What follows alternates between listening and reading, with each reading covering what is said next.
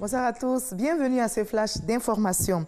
Abidjan va accueillir du 1er au 5 octobre prochain Archibact, le salon de l'architecture et du bâtiment. L'habitat pour tous, c'est le thème de cette 7e édition qui, de l'avis des organisateurs, met au centre de cette plateforme la question du droit au logement décent pour tous. Des centaines d'exposants sont attendus à ce salon qui regroupe les acteurs majeurs du secteur de la construction et de l'urbanisme. La Direction générale du Trésor et de la comptabilité publique vient de lancer de façon officielle sa banque en ligne dénommée e-Banque Trésor. Notez que c'est en présence du ministre de l'Économie et des Finances, Adama Koné.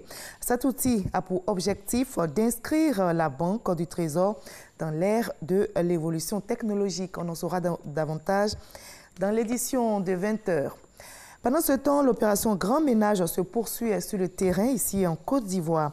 La ministre de l'Assainissement et de la Salubrité était pour la 25e édition à Assini.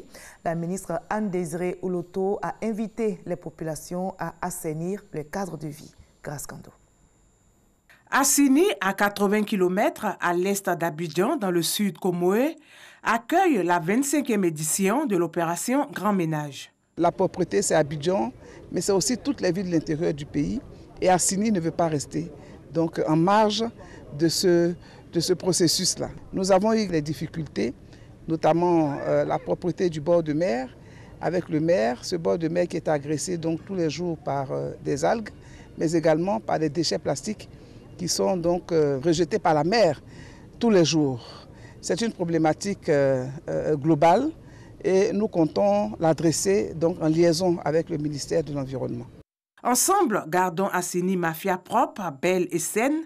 Autour de ce thème, les différentes couches sociales, avec à leur tête le premier magistrat, s'engagent à ne plus salir leur environnement, balayer et entretenir leur cadre de vie et éviter de déféquer à l'air libre. À notre élection, nous avions comme ambition de faire d'Assini une cité touristique de référence mondiale. Et pour cela, il faut que la ville soit verte, elle soit propre, elle soit saine. Et que chaque Assinien sache qu'en préservant Assini, on préserve notre patrimoine, notre bien, parce que c'est notre environnement qui est notre richesse. Nous allons sensibiliser nos habitants et tout pour que la propriété vraiment rime dans nos villages. En nettoyant les villages, les voies, les rues, sensibiliser la jeunesse, les habitants, les femmes. La propriété, c'est important. Comme à l'accoutumée, un comité de salubrité a été installé. Sa mission, maintenir le cap de la propriété dans les différents quartiers et villages d'Assini.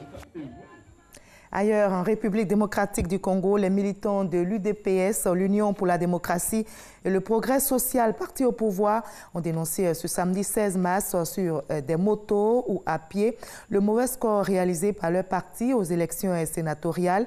Lors de ce scrutin, au second tour qui a eu lieu vendredi, l'UDPS a perdu même dans les provinces considérées comme lui étant acquises. Les militants en colère ont manifesté à Kinshasa, mais aussi à Moudjoubji Mayi, où l'on parle de 2 morts, dont un policier. À Goma, les militants de l'UDPS sont également dans la rue, ainsi que dans la ville de Kananga. En France, 4 mois après le début du mouvement et alors que le grand débat national s'est achevé cette semaine, les Gilets jaunes sont à nouveau dans la rue ce samedi 16 mars pour leur acte 18. À Paris, la manifestation a très vite dégénéré pour laisser place à des affrontements. Des magasins ont été pillés sur les Champs-Élysées et un immeuble près de la célèbre avenue a dû être évacué à cause d'un incendie.